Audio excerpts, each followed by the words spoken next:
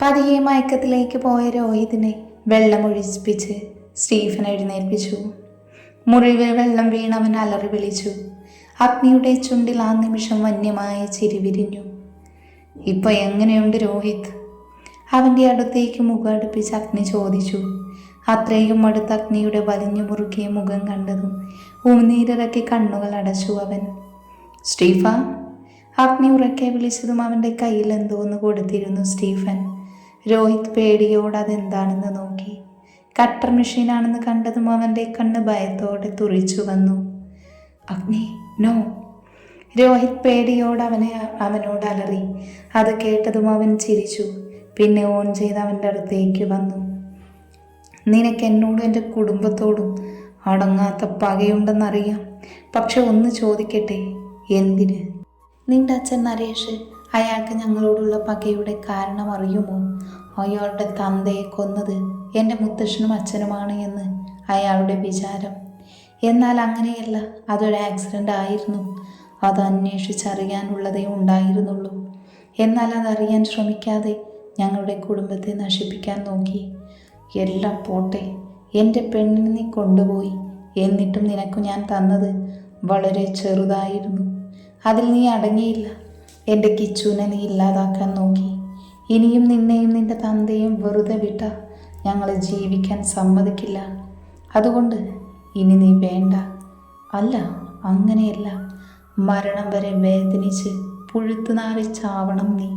നിന്റെ തന്ത അയാൾക്കുള്ളത് വഴിയേ വരും. പിന്നെ അവൾ രേഷ്മ, അവൾക്കുള്ളത് ഞാൻ കരുതി വെച്ചിട്ടുണ്ട്. അതും വഴിയേ വരും. എൻ്റെ പെണ്ണിനെ ദ്രോഹിച്ചതിന്. രോഹിത് അവൻ പറയുന്നത് കേട്ട് പേടിയോടെ കയ്യിലിരിക്കുന്ന മെഷീനിലേക്കാണ് നോക്കുന്നത്. അഗ്നി അത് ഓൺ ചെയ്ത് രോഹിത്തിൻ്റെ വലത് കാൽമുട്ട് മുറിച്ചെടുത്തു. വേദനയോടെ രോഹിത് അലറി വിളിച്ചു. അവിടെ കിടന്ന് പിടഞ്ഞു അവൻ.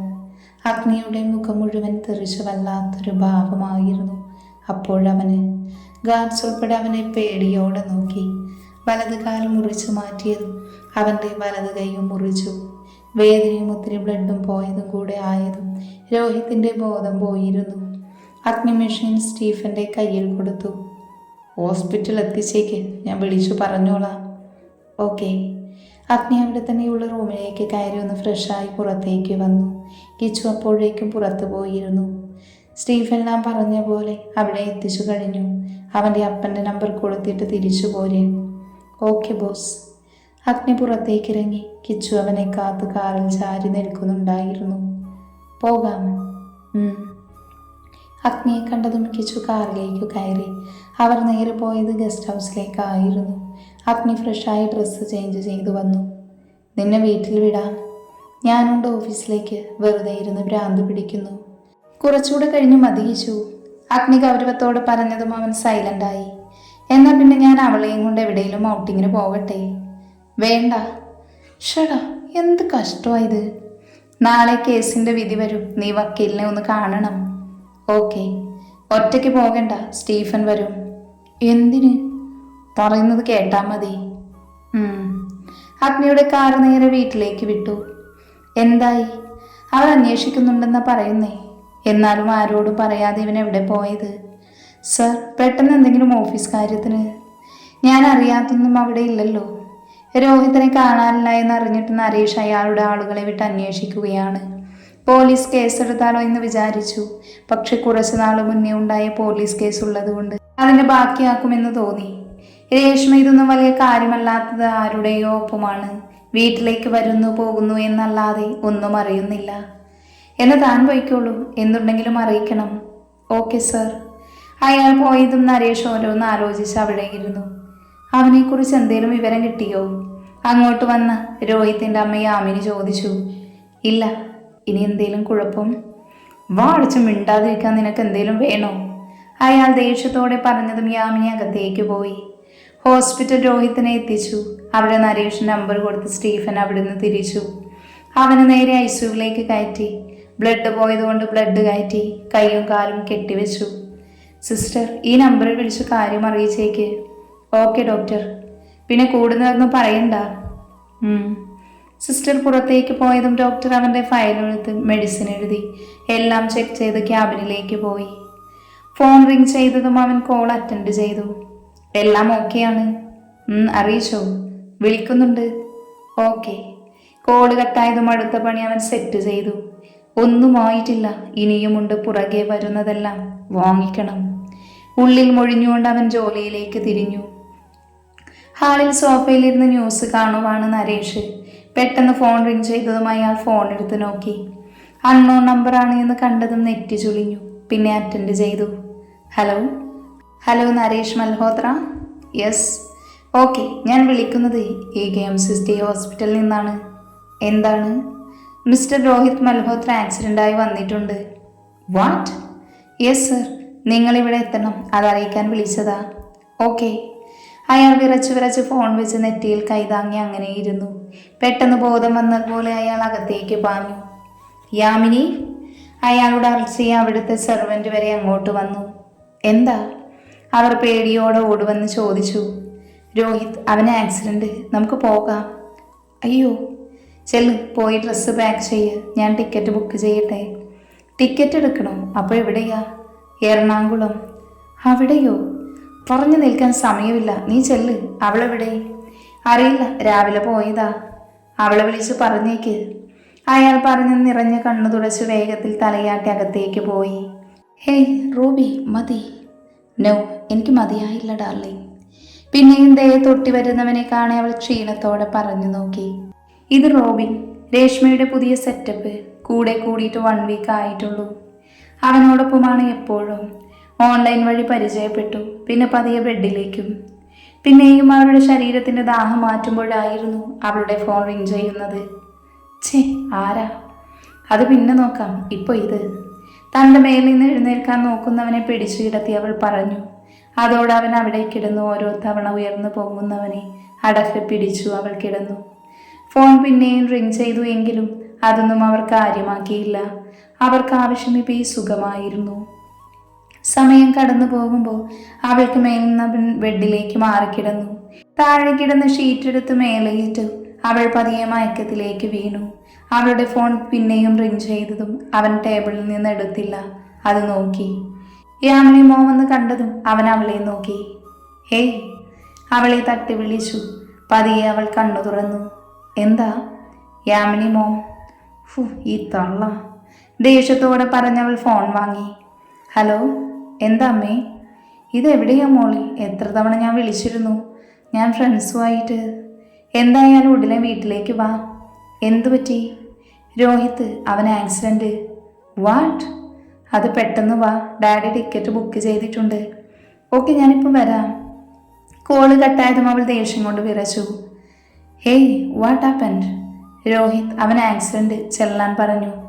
ഓ, പോകുക? അല്ലാതെ പറ്റില്ലല്ലോ, അവൻ്റെ ഭാര്യയായി പോയില്ലേ. അപ്പം ഇനി എപ്പോഴാ? നോക്കട്ടെ, ഞാൻ വിളിക്കാം. ഓക്കെ, പൈസ എന്തേലും? ആ. അവന് മറുപടി കൊടുത്ത് വാഷ്റൂമിലേക്ക് കയറിപ്പോയി. അവൻ ഫോൺ എടുത്ത് അവൾക്ക് ക്യാഷ് ട്രാൻസ്ഫർ ചെയ്തു. എന്ന് ഞാൻ ഇറങ്ങട്ടെ, അവിടെ എത്തിയിട്ട് എന്തായെന്നറിഞ്ഞ് മെസ്സേജ് ഇടാം. Okay, bye. അവനെ ഹഗ് ചെയ്ത് അവൾ ഡോറ് തുറന്ന് പുറത്തേക്ക് പോയി. ഹോസ്പിറ്റൽ ഐസിയുവിന് മുമ്പിൽ ഇരിക്കുമ്പോൾ ഉള്ളു നിറയെ മകൻ എന്ത് പറ്റിയെന്നുള്ള പേടിയായിരുന്നു ആ അച്ഛനും അമ്മയ്ക്കും. എന്നാൽ രേഷ്മ ആകെ ദേഷ്യത്തിലാണ്. ഒന്നാമത് ബാംഗ്ലൂരിൽ നിന്ന് വന്നതേ അവൾക്ക് ഇഷ്ടമായിട്ടില്ല. പോരാത്തിന് അവിടെ ഇരിപ്പ് തുടങ്ങിയിട്ട് സമയം കുറേയായി. അവൾ അവിടെ എത്തിയതല്ലാതെ അവൻ്റെ കാര്യമൊന്നും അറിയാൻ സാധിച്ചില്ല. കരഞ്ഞു തളർന്നിരിക്കുന്ന യാമിനിയെ നോക്കി രേഷ്മ ഫോൺ എടുത്ത് പെട്ടെന്ന് തന്നെ മെസ്സേജ് അയച്ച് ഫോൺ മാറ്റിവെച്ചു.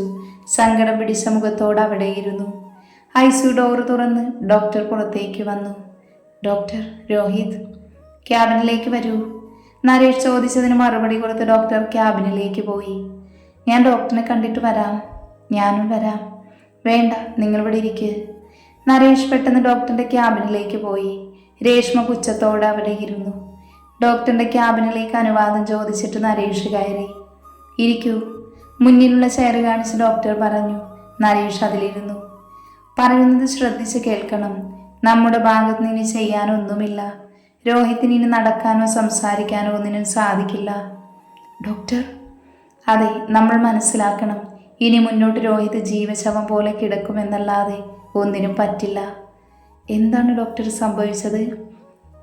ആക്സിഡൻ്റ് ആണ് കൊണ്ടുവന്നവർ പറഞ്ഞത്. എന്നാൽ കണ്ടിട്ട് അങ്ങനെ തോന്നിയില്ല. നിങ്ങളുടെ ശത്രുക്കൾ ആരെങ്കിലും ചെയ്തതാകാം. എന്തായാലും ഞങ്ങളുടെ ഭാഗത്തുനിന്ന് ഇനി ചെയ്യാനൊന്നുമില്ല. നിങ്ങൾക്ക് കൊണ്ടുപോകാം. കൂടുതലൊന്നും പറയാതെ നരേഷ് പുറത്തേക്ക് പോയതും ഡോക്ടർ ഫോൺ എടുത്തു. എല്ലാം ഓക്കെയാ? ഓക്കെ. മറുപടി കിട്ടിയതും കോള് കട്ട് ചെയ്തു. നരേഷ് മുഖാമർത്തി തുടച്ച് ഐസിയുവിന് മുന്നിൽ വന്നു. എന്താ എന്താ ഡോക്ടർ പറഞ്ഞത്? നരേഷിനെ കണ്ടതും യാമിനി ചാടി എഴുന്നേറ്റ് ചോദിച്ചു. അവനെ ഇവിടുന്ന് കൊണ്ടുപോകാം. അതെന്തെന്ന് പറഞ്ഞേ? അവനെ നമുക്ക് കണ്ടുകൊണ്ടിരിക്കാം എന്നല്ലാതെ ഇനി ഒന്നിനും കൊള്ളില്ല. എന്താ നിങ്ങൾ എന്താ പറഞ്ഞേ? എൻ്റെ മോനെന്താ? യാമിനി അലമുറയിട്ട് കരഞ്ഞുകൊണ്ട് അയാളുടെ നെഞ്ചിലേക്ക് വീണു. രേഷ്മ കേട്ടതൊന്നും വിശ്വസിക്കാൻ പറ്റാതെ കണ്ണ് മിഴിച്ചു നിന്നു. അതെ, ഇവിടെ കിടന്ന് ബഹളം വയ്ക്കാൻ പറ്റില്ല. പെട്ടെന്ന് ഐസിയു ഡോറ് തുറന്ന് ഒരു നേഴ്സ് പുറത്തേക്ക് വന്ന് പറഞ്ഞു. എൻ്റെ മോനെ ഒന്ന് കാണാൻ പറ്റുമോ? അവരെ കണ്ടതും കരഞ്ഞുകൊണ്ട് യാമിനി ചോദിച്ചു. ഡോക്ടറിനോട് ചോദിച്ചോളൂ. മറുപടി കൊടുത്തവർ അകത്തേക്ക് കയറിപ്പോയി. എന്താ നരേഷ് അവർ പറയുന്നത്? എനിക്കെൻ്റെ മോനെ ഇനി കിട്ടില്ലേ? മരണം വരെ അവനെ കാണാം എന്നല്ലാതെ അവനൊന്നും മിണ്ടാനോ നടക്കാനോ ഒന്നും സാധിക്കില്ല. അയാളുടെ മുഖത്ത് സങ്കടമില്ലായിരുന്നു. ഇനി ഒന്നിനും വയ്യ എന്ന പോലൊരു ഭാവം. നമുക്ക് അവന് നല്ല ഹോസ്പിറ്റൽ കൊണ്ടുപോകാം. എവിടെ കൊണ്ടുപോയാലൊന്നും ചെയ്യാനില്ല. അയ്യോ എൻ്റെ മോനെ. മോൻ്റെ തെറ്റുകൾ അറിയാത്തൊരമ്മയല്ല യാമിനി. എന്നാൽ അവൻ്റെ എല്ലാ തെറ്റുകളും അവർക്കറിയില്ല. അച്ഛനും മകനും കാണിച്ചു കൂട്ടിയതോ ഒന്നും അവർ അറിഞ്ഞില്ല. അതുകൊണ്ട് മകനെ അങ്ങേയറ്റം സ്നേഹിക്കുന്ന ഒരു അമ്മയാണ് യാമിനി. രേഷ്മ എല്ലാം കണ്ടും കേട്ടും അവിടെ നിന്നതല്ലാതെ പ്രതികരിച്ചില്ല. ഇനി മുന്നോട്ട് എങ്ങനെയെന്നാണ് അവൾ ആലോചിച്ചത്. പണം കായ്ക്കുന്ന മരമായിരുന്നു അവൾക്ക് രോഹിത്. അതുകൊണ്ട് ഇനി എന്ത് എന്നൊരു ചോദ്യം അവളുടെ ഉള്ളിൽ ഉയർന്നു വന്നു. ഞാൻ അവനെ കാണാൻ പറ്റുമോ എന്നൊന്ന് ചോദിക്കട്ടെ? യാമിനെ മാറ്റി നിർത്തി അയാൾ പോയതും രേഷ്മ അവരുടെ അടുത്ത് വന്നു നിന്നു. അവളുടെ തോളിൽ ചാരി അവർ ഇരുന്നു. കണ്ണ് രണ്ടും ഇടയ്ക്ക് തുടച്ചുകൊണ്ടിരുന്നു. കുറച്ചു കഴിഞ്ഞ് നരേഷ് അങ്ങോട്ട് വന്നു. ഒരാൾക്ക് കയറി കാണാം. ഞാൻ വേണ്ട, ഞാൻ കണ്ടിട്ട് വരാം. എനിക്കവനെ ഒന്ന് കാണാൻ. ഞാൻ പോയിട്ട് നീ പൊയ്ക്കോ. അയാൾ വാതിൽ തട്ടി വിളിച്ചതും ഡോറ് തുറന്ന് അയാൾ അകത്തേക്ക് വിളിച്ചുകൊണ്ടുപോയി. അയാൾ ചുറ്റും നോക്കി. മുന്നിലുള്ള ഗ്ലാസ് ഡോർ തുറന്ന് അകത്തേക്ക് കയറി. ലാസ്റ്റ് ബെഡ് അടുത്തുനിന്ന് നഴ്സ് പറഞ്ഞിട്ട് പോയി. അയാൾ മുന്നോട്ട് നടന്നു. ലാസ്റ്റ് ബെഡ് എത്തിയതും അയാളുടെ കണ്ണ് നിറഞ്ഞൊഴുകി. ബോധമില്ലാതെ കിടക്കുന്നവനെ വിളിക്കാനോ ഒന്നിനും നിൽക്കാതെ അയാൾ പുറത്തേക്കിറങ്ങി. അയാളുടെ മനസ്സ് ആ സമയം വല്ലാതെ വേദനിച്ചു. നരേഷ് പുറത്തിറങ്ങിയതും യാമിനി അടുത്തേക്ക് ചെന്നു. എന്താ, അവനെ കണ്ടോ? മിണ്ടിയോ? കാര്യങ്ങൾ അറിയാനുള്ള വെപ്രാളത്തിൽ ചോദിച്ചു. അവനെ കണ്ടു. സഹിക്കാൻ പറ്റിയില്ല. അവൻ്റെ കയ്യും കാലും മുറിച്ചു മാറ്റി. എന്താ പറഞ്ഞേ? അയാളുടെ ഷർട്ടിൽ പിടിച്ചുലിച്ച് അവർ അലറി. അവൻ്റെ കയ്യും കാലും മുറിച്ചു കളഞ്ഞു. അയാൾ ഉറക്കെ അലറി പറഞ്ഞതും യാമിനി ബോധം മറഞ്ഞു വീണു. രേഷ്മ കണ്ണുറിച്ച് അവരെ നോക്കി നിന്നു. കേട്ടതൊന്നും അവൾക്ക് വിശ്വസിക്കാൻ പറ്റിയില്ല. എന്തായാലും ഇനി ഒരുപാട് കാത്തിരിക്കാതെ അവിടെ നിന്ന് രക്ഷപ്പെട്ടു പോകണമെന്ന് അവൾ ഉറപ്പിച്ചു. ബോധം മറഞ്ഞു വീണവരെ റൂമിലേക്ക് മാറ്റി. ഡോക്ടർ വന്ന് ചെക്ക് ചെയ്തു. ബി.പി ഹൈ ആയതാണെന്ന് പറഞ്ഞു. എത്രയും പെട്ടെന്ന് രോഹിത്തിനെ കൊണ്ട് അവിടെ നിന്ന് പോകണമെന്ന് അയാൾ തീരുമാനിച്ചു. ഹോസ്പിറ്റൽ കാര്യങ്ങളെല്ലാം ശരിയാക്കി അവനെ കൊണ്ടുപോകാൻ തയ്യാറായി. രേഷ്മ എല്ലാം കണ്ടും കേട്ടും അവിടെ നിന്നു എന്നല്ലാതെ ഒന്നും മിണ്ടിയില്ല. എന്തിനു പറയുന്നു, അവനെ ഒന്ന് കാണാൻ പോലും അവൾക്ക് തോന്നിയില്ല. ഹോസ്പിറ്റലിൽ നിന്ന് അവനെയും കൊണ്ട് അവർ അവിടെ നിന്ന് പറന്നതും ഡോക്ടർ അഗ്നിയെ വിളിച്ചറിയിച്ചു. അഗ്നി അപ്പോൾ അടുത്ത് പ്ലാൻ ചെയ്ത കാര്യം നടപ്പിലാക്കുമായിരുന്നു. ഉടനെ അടുത്ത തിരിച്ചടി ലഭിക്കുമെന്നറിയാതെ അവർ യാത്രയിലായിരുന്നു. എല്ലാം റെഡിയായതും അവൻ്റെ ചുണ്ടിൽ വന്യമായൊരു ചിരി വിരിഞ്ഞു.